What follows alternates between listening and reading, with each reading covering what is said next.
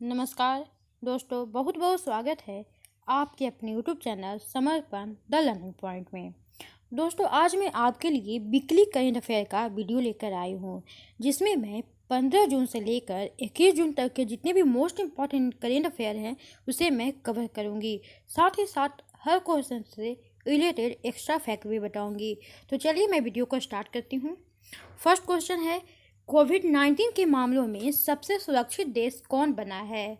तो कौन बना है कोविड-19 के मामलों में सबसे सुरक्षित देश? तो ये है स्विट्ज़रलैंड। आइए, स्विट्ज़रलैंड सबसे सुरक्षित देश बना है तो इसके बारे में हम लोग थोड़ा बेसिक जान लेते हैं। स्विट्ज़रलैंड, इसकी जो राजधानी है वो है बर्न, यहाँ की मुद्रा फ्रांक है और यहाँ के जो राष्ट्रपति हैं वर्तमान में वो है सिमोनेटा सोमरुगा। क्या नाम है राष्ट्रपति का? तो सिमोनेटा सोमरुगा। किस देश ने अपनी एक जगह का नाम बदलकर गुरु नानक देव जी के नाम पर रखने की घोषणा की है? तो ये किस देश ने गुरु नानक देव जी के नाम पर रखने की घोषणा की है? तो ये ब्रिटेन देश ने घोषणा किया है। तो आइए ब्रिटेन के बारे में थोड़ा हम लोग बेसिक जान लेते हैं। ब्रिटेन की जो राजधानी है वो है लंदन, यहाँ की मुद्रा है पाउंड स्टर्लिंग, यहाँ के प्रधानमंत्री बोरिस जॉनसन हैं और ये जो गुरु नानक देव जी के नाम पर रखने की घोषणा गया है तो वो किस जगह को किया गया है ये थोड़ा जान लेते हैं। लंदन के साउथ हॉल में हैवलॉक रोड पर सिख समुदाय का विश्व का दूसरा सबसे बड़ा गुरुद्वारा है और अब इसीलिए लंदन का नया नाम गुरु नानक मार्ग रखा जाएगा। यानी ये जो लंदन का नाम नहीं बल्कि लंदन के हैवलॉक रोड है उसका नाम गुरु नानक मार्ग रखा जाएगा। आइए, गुरु नानक देव जी कौन थे? तो ये थे सिखों के प्रथम गुरु। आईडीबीआई बैंक के नए निदेशक कौन नियुक्त हुए हैं? तो ये कौन नियुक्त हुए हैं आईडीबीआई बैंक के नए निदेशक? वो है अंशुमान शर्मा। आइए आईडीबीआई बैंक की बात आई है तो आईडीबीआई बैंक के बारे में थोड़ा हम लोग जान लेते हैं बेसिक। आईडीबीआई, इसका फुल फॉर्म होता है industrial development bank of India, यानी इसे हम लोग हिंदी में बोलेंगे औद्योगिक विकास बैंक।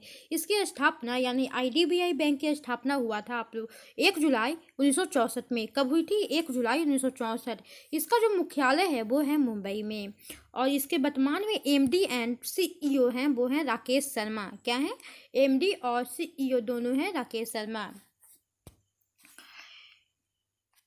ईस्टर्न नेवल कमांड के चीफ ऑफ स्टाफ कौन हो गए हैं? तो ये कौन हुए हैं ईस्टर्न नेवल कमांड के chief of staff? Vishwajit Das Gupta. Okay. किसने कोरोना वॉरियर्स को समर्पित रख हौसला हिम्मत न हार गीत जारी किया है? तो ये किया है आईटीबीपी ने। क्या गीत का नाम है? रख हौसला हिम्मत न हार, और ये समर्पित किया है आईटीबीपी ने। आइए आईटीबीपी के बारे में हम लोग थोड़ा बेसिक जान लेते हैं। इंडो तिब्बतन बॉर्डर पुलिस यानी भारत तिब्बत सीमा पुलिस बल, इसकी स्थापना हुआ था 24 अक्टूबर 1962 ईस्वी में। इसका मुख्यालय नई दिल्ली में है और ये जो गीत समर्पित करने का उद्देश्य क्या है वो थोड़ा जान लेते हैं। तो इसका उद्देश्य है आईटीबीपी के जवान कांस्टेबल विक्रमजीत सिंह ने देश के कोरोना योद्धाओं को रख हौसला हिम्मत न हार गीत समर्पित किया है। लोनार झील में पानी का रंग बदलकर गुलाबी हो गया है, यह झील कहाँ है? तो लोनार झील जो है वो महाराष्ट्र राज्य में है। तो आइए महाराष्ट्र के बारे में थोड़ा हम लोग जान लेते हैं बेसिक। महाराष्ट्र, इसकी जो राजधानी है वो मुंबई है। यहाँ के मुख्यमंत्री जो हैं वो हैं उद्धव ठाकरे। राज्यपाल भगत सिंह कोश्यारी। यहाँ लोकसभा में 48 सीटें हैं, राज्यसभा में 19 और विधानसभा में 288 सीटें हैं। कोविड-19 के प्रसार को रोकने के लिए किस राज्य सरकार ने घर घर निगरानी ऐप लॉन्च किया है? तो ये किस राज्य सरकार ने घर घर निगरानी ऐप लॉन्च किया है? तो ये किया है आपका पंजाब राज्य सरकार ने। आइए पंजाब के बारे में थोड़ा हम लोग बेसिक जान लेते हैं। पंजाब की जो राजधानी है वो है चंडीगढ़। यहाँ के मुख्यमंत्री है कैप्टन अमरिंदर सिंह। यहाँ के राज्यपाल विजेंद्र पाल सिंह बदनौर है। यहाँ जो लोकसभा में सीटें हैं वो हैं 13, राज्यसभा में 7 और विधानसभा में 117 सीटें हैं। इसका उद्देश्य क्या है ये घर घर निगरानी योजना का? तो इसके बारे में थोड़ा जान लेते हैं। इस पहल के तहत राज्य में घर घर निगरानी का कार्य करेगा। पंजाब की पूरी ग्रामीण और शहरी आबादी को 30 वर्ष से अधिक आयु के लोगों को कवर करेगा और 30 वर्ष से कम आयु के व्यक्तियों को भी सहरुगनता या इन्फ्लुएंजा जैसे बीमारी, गंभीर बीमारियों, श्वसन संबंधी बीमारियों से कोविड-19 महामारी के उन्मूलन तक को कवर करेगा। स्वास्थ्य विभाग द्वारा इन हाउस विकसित और डिजाइन किया गया है। मोबाइल एप्लीकेशन घर घर निगरानी इसके समुदाय को फैलाने से रोकने के लिए नोवेल कोरोना वायरस के शुरुआती परीक्षण के साथ साथ लोगों के परीक्षण के लिए एक उपकरण के रूप में कार्य करेगा। यानी जो मैं इतना जो बताई हूँ ये सब बहुत ही बेसिक है, मैं बहुत ही डिटेल में बता रही हूँ। आइए, यही है कैप्टन अमरिंदर सिंह। किस राज्य के मुख्यमंत्री ने आई फॉलो नामक बाढ़ चेतावनी सिस्टम शुरू किया है? तो किस राज्य सरकार के मुख्यमंत्री ने किया है? तो ये किया है महाराष्ट्र में आई फॉलो। आइए इसके बारे में थोड़ा जान लेते हैं। मुंबई में अत्याधुनिक बाढ़ चेतावनी प्रणाली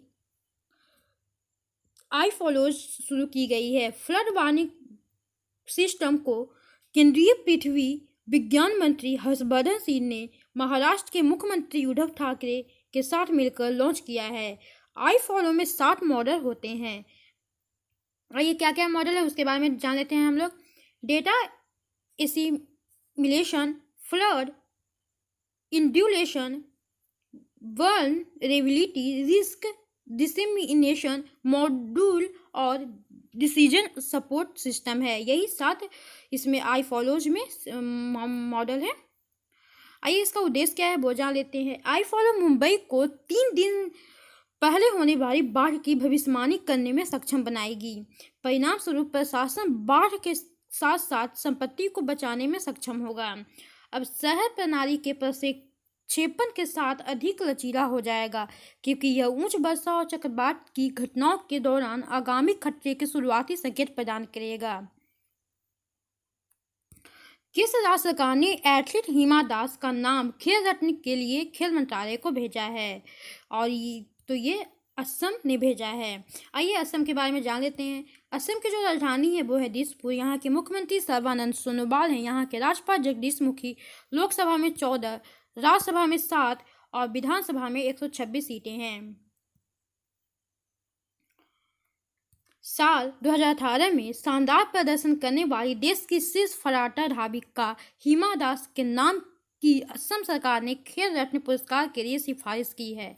असम के खेल सचिव दुलार चंद्र दास ने खेल मंत्रालय को 5 जून को सिफारिश पत्र भेजा। असम के ढिंग गांव की रहने वाली 20 साल की हिमा दास इस साल खेल रत्न के लिए नामित सबसे युवा खिलाड़ी हैं। ये क्वेश्चन बहुत इंपॉर्टेंट है कि ये सबसे युवा खिलाड़ी हैं जो कि खेल रत्न पुरस्कार पाने वाली हैं।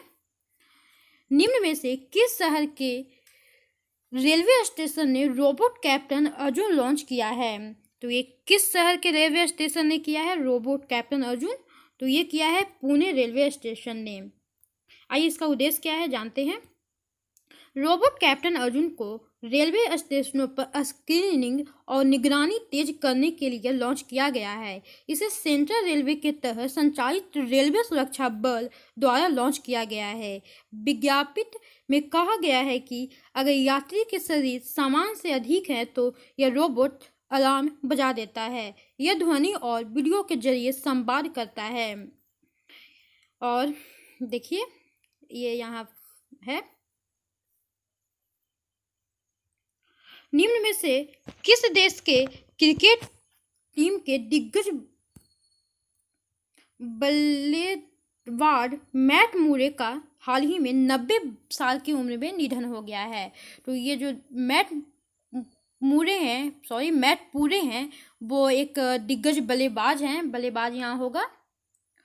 और ये जो थे वो 90 साल के थे, इनका निधन हो गया। तो ये किस देश के क्रिकेट टीम के थे? तो ये न्यूजीलैंड क्रिकेट टीम के थे। आइए न्यूजीलैंड के बारे में जान लेते हैं। न्यूजीलैंड की जो राजधानी है वो है वेलिंगटन। यहाँ की मुद्रा डॉलर है। यहाँ के प्रधानमंत्री हैं वो हैं जैसिंडा अर्डर्न। किस आईआईटी संस्थान के शोधकर्ताओं ने सार्वजनिक स्थानों पर सामाजिक दूरियां की निगरानी हेतु एक आर्टिफिशियल इंटेलिजेंस आधारित साइबर फिजिकल प्रणाली विकसित की है? तो किस आईआईटी संस्थान ने किया है? तो ये किया है आपका आईआईटी खड़गपुर। कौन? आईआईटी खड़गपुर ने। आइए इसका उद्देश्य क्या है वो जान लेते हैं। आईआईटी खड़गपुर के शोधकर्ताओं ने सार्वजनिक स्थानों पर सामाजिक दूरियां की निगरानी के लिए एक आर्टिफिशियल इंटेलिजेंस आधारित साइबर फिजिकल प्रणाली विकसित की है। आईआईटी शोधकर्ताओं द्वारा विकसित डिवाइस सामाजिक दूरी मानदंडों का उल्लंघन होने पर अलर्ट करेगी। संस्थान के शोधकर्ताओं ने सस्ती और आसानी से सुलभ हार्डवेयर सामग्री का उपयोग करके डिवाइस को डिजाइन किया है। वार्षिक विश्व प्रतिस्पर्धात्मकता सूचकांक यानी WCI क्या है? WCI रैंकिंग में भारत को निम्न में से कौन सा स्थान मिला है? तो भारत को कौन सा स्थान मिला है? भारत को इसमें 43वां स्थान मिला है। आइए थोड़ा महत्वपूर्ण बिंदु है उस पर भी थोड़ा नजर डालते हैं। IMD की रिपोर्ट के अनुसार प्रतिस्पर्धात्मक शक्ति के मामलों में भारत कुछ परंपरागत कमजोरियां, कमजोर बुनियादी ढांचा, शिक्षा में पर्याप्त निवेश अभी कायम है। कुल 63 देशों की इस सूची में सिंगापुर पहले स्थान पर बरकरार है, वहीं डेनमार्क दूसरे स्थान पे है। पिछले साल डेनमार्क 8वें स्थान पे था, परंतु अब ये सेकेंड स्थान पे हो चुका है। वहीं स्विट्जरलैंड एक स्थान चढ़कर तीसरे स्थान पर आ गया है। नीदरलैंड चौथे स्थान पे कायम है और हमारा जो भारत है वो कैवें स्थान पे है? 43वें स्थान पे। फीफा के द्वारा जून के लिए जारी फुटबॉल वर्ल्ड रैंकिंग में निम्न में से किस फुटबॉल टीम को प्रथम स्थान प्राप्त हुआ है? तो किस फुटबॉल टीम को? तो बेल्जियम फुटबॉल टीम को प्रथम स्थान प्राप्त हुआ है। और ये बेल्जियम के बारे में थोड़ा जान लेते हैं बेसिक। बेल्जियम की जो राजधानी है वो है ब्रुसेल्स, यहाँ की मुद्रा यूरो है, यहाँ के जो प्रधानमंत्री हैं वो है सोफी विल्मर्स। विश्व फुटबॉल की नियामक संस्था फीफा की तरफ से जून के लिए जारी वर्ल्ड रैंकिंग में भारतीय पुरुष फुटबॉल टीम 108वें स्थान पे है। कैवें स्थान पे है? भारतीय पुरुष फुटबॉल टीम 108वें। भारत के अभी 1187 अंक हैं, यानी 198 स्थान प्राप्त हुआ है। इसका जो अंक था वो 1187 है। उसे न तो एक भी अंक का नुकसान हुआ है और न ही फायदा। बेल्जियम की टीम पहले स्थान पे है, फ्रांस दूसरे और ब्राजील तीसरे स्थान पे है और उरुग्वे जो है वो चौथे, क्रोएशिया 5वें स्थान पे बना हुआ है। किसने वेस्ट पॉइंट की प्रतिष्ठित अमेरिका सैन्य अकादमी से स्नातक की उपाधि पाने वाली पहली सिख महिला बनकर इतिहास रचा है? तो ये है अनमोल नारंग। आइए जानते हैं। अनमोल नारंग ने वेस्ट पॉइंट में प्रतिष्ठित यूनाइटेड स्टेट यानी US मिलिट्री एकेडमी से स्नातक करने वाली प्रथम पर्यवेक्षक सिख के रूप में इतिहास रच दिया है।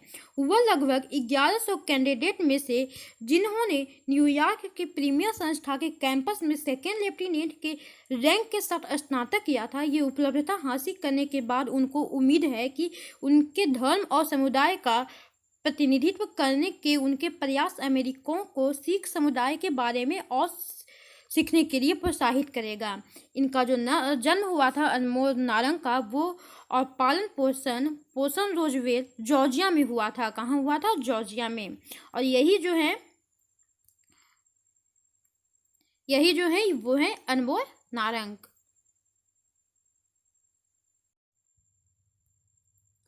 उत्तर प्रदेश सरकार ने सेना और अर्धसैनिक बलों के शहीद की पत्नी एवं आश्रितों को दी जा रही 25 लाख रुपए की अनुग्रह राशि को बढ़ाकर कितने लाख रुपए किए जाने का निर्णय लिया है? तो ये कितने रुपए लिए जाने का निर्णय किया गया है? तो जानते हैं 50 लाख रुपए। आइए उत्तर प्रदेश राज्य सरकार ने ये घोषणा किया है, तो उत्तर प्रदेश के बारे में हम लोग थोड़ा बेसिक जान लेते हैं। उत्तर प्रदेश की राजधानी है वो लखनऊ है। यहाँ के मुख्यमंत्री योगी आदित्यनाथ हैं। राज्यपाल आनंदीबेन पटेल। लोकसभा में 80 सीटें, राज्यसभा में 31 और विधानसभा में 403 सीटें हैं। उत्तर प्रदेश के मुख्यमंत्री योगी आदित्यनाथ की अध्यक्षता में हुई राज्य मंत्रिपरिषद की बैठक में फैसला किया गया है कि सेना और अर्धसैनिक बलों के शहीद की पत्नी एवं आश्रितों को राज्य सरकार की तरफ से 50 लाख रुपए की आर्थिक सहायता दी जाएगी। यह प्रावधान उत्तर प्रदेश के मूल निवासी या जिनका परिवार उत्तर प्रदेश में निवास कर रहा हो उन पर लागू होगा। इस निर्णय के अंतर्गत यदि शहीद विवाहित हैं तथा उनके माता पिता में से एक या दोनों जीवित हैं तो शहीद की पत्नी एवं बच्चों को 35 लाख रुपए तथा माता पिता अथवा उनमें से जीवित को 15 लाख रुपए दिए जाने की घोषणा को प्रावधान किया गया है, यानी ये घोषणा किया गया है। ओके, भारत ने नेपाल से जारी तनाव के बावजूद यहाँ किस मंदिर परिसर में 2.33 करोड़ रुपए की लागत की स्वच्छता केंद्र के निर्माण की प्रतिबद्धता जताई है? तो ये मंदिर है पशुपतिनाथ मंदिर। आइए, ये जो नेपाल में, तो नेपाल के बारे में हम लोग जान लेते हैं बेसिक। नेपाल की जो राजधानी है वो काठमांडू है। यहाँ की मुद्रा रुपया है। प्रधानमंत्री खड़ग प्रसाद शर्मा ओली हैं। इसे नॉर्मल शॉर्ट में बोला जाता है केपी शर्मा ओली। जो राष्ट्रपति हैं यहाँ के वो हैं विद्या देवी भंडारी। नेपाल से जारी तनाव के बावजूद भारत ने यहाँ पशुपतिनाथ मंदिर परिसर में 2.33 करोड़ रुपए की लागत से स्वच्छता केंद्र के निर्माण की प्रतिबद्धता जताई है। श्रद्धालुओं के लिए इस पवित्र स्थल पर सुधार करने के मकसद से स्वच्छता केंद्र का निर्माण होगा। इस परियोजना का निर्माण नेपाल भारत मैत्री विकास साझेदारी के तहत भारत की उच्च प्रभाव वाली सामुदायिक विकास योजना के तौर पर होगा। किस देश ने क्रिकेट मैच में फिक्सिंग को कानूनन अपराध का दर्जा बनाने की मंजूरी दी है? तो ये किस देश ने दिया है? तो ये पाकिस्तान देश ने दिया है। आइए, पाकिस्तान देश ने दिया है तो पाकिस्तान देश के बारे में जान लेते हैं। पाकिस्तान की जो राजधानी है वो इस्लामाबाद है। यहाँ की मुद्रा रुपया। प्रधानमंत्री इमरान खान, राष्ट्रपति आरिफ अलवी और पाकिस्तान के प्रधानमंत्री इमरान खान पता ही है ने पाकिस्तान क्रिकेट बोर्ड की भ्रष्टाचार निरोधक संहिता में संशोधन और मैच फिक्सिंग को अपराध का दर्जा बनाने के प्रस्ताव को मंजूरी दे दी है। इमरान खान ने कोरोना वायरस महामारी के बीच टीम को इंग्लैंड दौरे पर जाने की अनुमति भी दे दी है। नई संहिता के तहत बोर्ड मैच फिक्सिंग और स्पॉट फिक्सिंग को अपराध का दर्जा देगा और इसके लिए कड़े दंड का भी प्रावधान होगा। निम्न में से किस देश को हाल ही में 8वीं बार संयुक्त राष्ट्र सुरक्षा परिषद का अस्थायी सदस्य चुना गया है? तो किस देश को चुना गया है? तो ये है भारत को। आइए, इंपॉर्टेंट पॉइंट जान लेते हैं। भारत इसके पहले 1950 से 51 में, 1967 से 68 में, 72 से 73 में, 77 से 78 में, 84 से 85 में, 91 से 92 और 2011 से 12 में यह जिम्मेदारी निभा चुका है। कौन सी जिम्मेदारी? तो ये संयुक्त राष्ट्र सुरक्षा परिषद का अस्थायी सदस्य चुना जाने का ये जिम्मेदारी निभा चुका है भारत। इसके पहले 7 बार, ये जो था ये 8वां बार है। सुरक्षा परिषद में मौजूदगी से किसी भी देश का यूएन प्रणाली में दखल और दबदबे का दायरा बढ़ जाता है। ऐसे में 8 साल बाद भारत का सुरक्षा परिषद में पहुंचना काफी महत्वपूर्ण है। संयुक्त राष्ट्र, इसकी जो स्थापना हुआ था वो हुआ था 24 अक्टूबर 1945 में। इसका मुख्यालय न्यूयॉर्क में है। इसके जो सदस्य देश हैं वो 193 हैं और वर्तमान में इसके अध्यक्ष हैं वो हैं एंटोनियो गुटेरस। संयुक्त राष्ट्र में भारत का अस्थायी प्रतिनिधि कौन किया है? तो ये टी.एस. त्रिमूर्ति ने किया है। आइए, यही है संयुक्त राष्ट्र। यहाँ देखिए, ये जो 5 है ये जो है अस्थायी सदस्य हैं और बाकी ये सब जो हैं वो अस्थायी होते हैं। इन सब की संख्या जो है वो 193 होती है। हाल ही में किस फुटबॉल टीम ने लागत 8वीं बार बुंडेसलीगा का खिताब अपने नाम किया है? तो किस फुटबॉल टीम ने किया है? वो है बायर्न म्यूनिख ने रॉबर्ट लेवांडोव्स्की के गोल की मदद से वर्डर ब्रेमेन को 1-0 से हराकर लगातार 8वीं बार बुंडेसलीगा का खिताब जीता है। इस जीत से बायर्न म्यूनिख ने दूसरे स्थान पर काबिज बोरुसिया डोर्टमंड पर 10 अंक की बढ़त हासिल कर ली है। बायर्न म्यूनिख ने पिछले महीने बुंदेसलीगा के फिर से शुरू होने के बाद 7 जीत दर्ज की है और इस तहत से अपना कुल 30वां खिताब जीता है। बुंदेसलीगा की शुरुआती साल 1963 में हुई थी। तब से अब तक बायर्न म्यूनिख ने 58 में से सबसे ज्यादा 30 बार यह खिताब जीता है। निम्न में से कौन सा देश द्वितीय विश्व युद्ध में विजय की 75वीं वर्षगांठ के अवसर पर मॉस्को में आयोजित सैन्य परेड में भाग लेने हेतु तीनों सेना के 75 सदस्यीय दल को वहां भेजेगा? तो वो है भारत। यह परेड दूसरे विश्व युद्ध में रूस और गठबंधन देशों के सैनिकों की वीरता और बलिदान का सम्मान करने के लिए आयोजित की जा रही है। रूस के रक्षा मंत्री ने इस महीने की 24 तारीख को विजय दिवस परेड में भाग लेने के लिए भारतीय दल को आमंत्रित किया है। परेड में भारत की भागीदारी विश्व युद्ध के महान नायक को याद करने में रूस के लोगों के साथ एकजुटता को श्रद्धांजलि के प्रतीक के रूप में होगा। बिहार में खादी के ब्रांड एम्बेसडर के रूप में किसे नियुक्त किया गया है? तो ये किया गया है पंकज त्रिपाठी को बिहार के खादी के ब्रांड एम्बेसडर के रूप में। अभिनेता पंकज त्रिपाठी को राज्य सरकार ने बिहार खादी का ब्रांड एम्बेसडर नियुक्त किया है। इस दौरान पंकज त्रिपाठी ने युवाओं से खादी के कपड़े खरीदने और पहनने की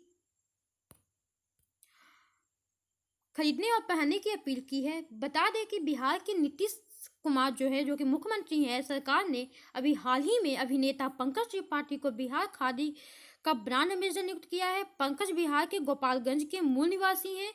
वहीं उद्योग मंत्री श्याम रजक ने कहा कि पंकज त्रिपाठी के ब्रांड एम्बेसडर नियुक्त होने से बिहार में खादी के प्रचार प्रसार के काम को तेजी से गति मिलेगी।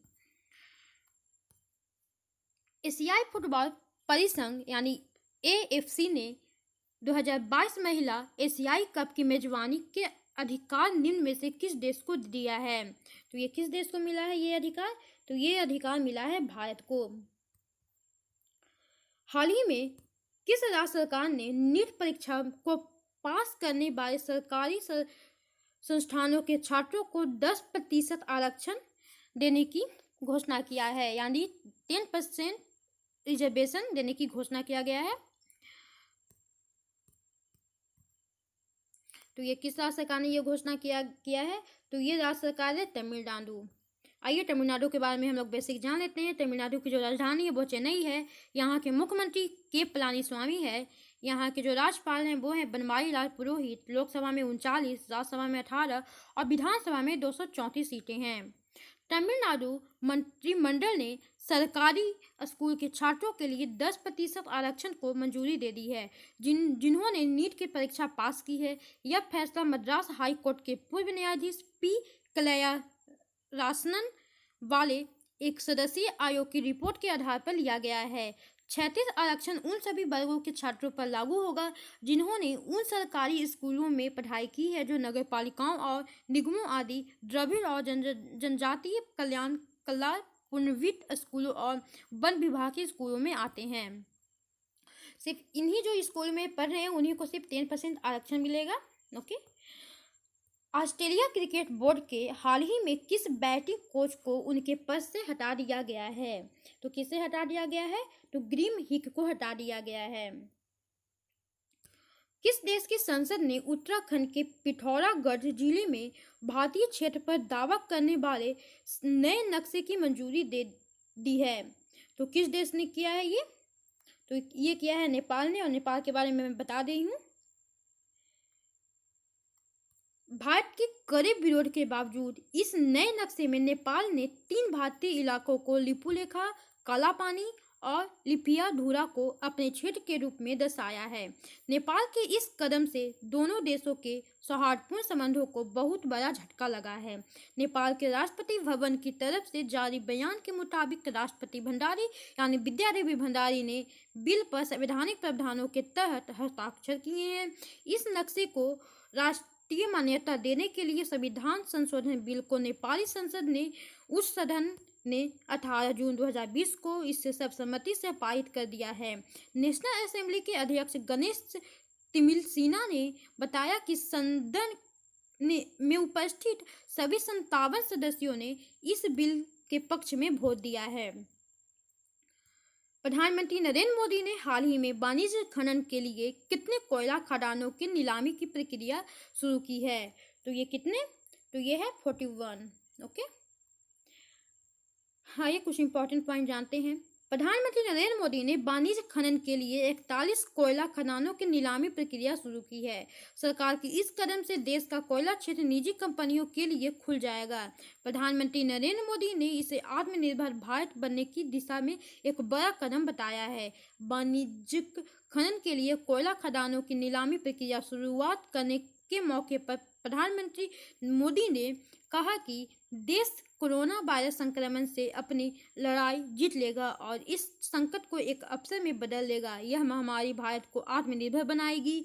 वाणिज्यिक खनन के लिए कोयला खदानों की नीलामी से देश में अगले 5 से 7 साल में 33,000 करोड़ रुपए की पूंजीगत निवेश की उम्मीद है। ओके फ्रेंड्स, मैं जो भी बता रही हूँ वो बहुत ज़्यादा ही डिटेल में बता रही हूँ। इतना ज़्यादा डिटेल कहीं आपको नहीं मिलेगा। तो आप लोग से एक रिक्वेस्ट भी है कि आप वीडियो को लास्ट तक देखिए, क्योंकि बहुत ही डिटेल है और हर छोटी छोटी बातों को भी मैं बताने का प्रयास कर रही हूँ, तो इसलिए सपोर्ट करिए हमें। अगला क्वेश्चन है, केंद्र सरकार रोजगार के अवसर बढ़ाने के लिए किस अभियान को शुरू करेगी? तो किस अभियान को? तो गरीब कल्याण रोजगार अभियान को शुरू करेगी केंद्र सरकार ने। तो आइए जानते हैं। भारत सरकार द्वारा बिहार के खगड़िया जिले के ब्लॉक बेलडौर के ग्राम तेलिहार से गरीब कल्याण रोजगार अभियान शुरू किया जाएगा। यह एक विशाल ग्रामीण सार्वजनिक कार्य योजना है जो वापस आने वाले प्रवासियों, श्रमिकों सहित ग्रामीण नागरिकों को सशक्त बनाने और आजीविका के अवसर प्रदान करने काम करेगी। इस कार्यक्रम में 6 राज्य के 116 जिले, कितना? 6 राज्यों के 116 जिले के गांव में कॉमन सर्विस सेंटर और कृषि विज्ञान केंद्रों के माध्यम से जोड़ा जाएगा।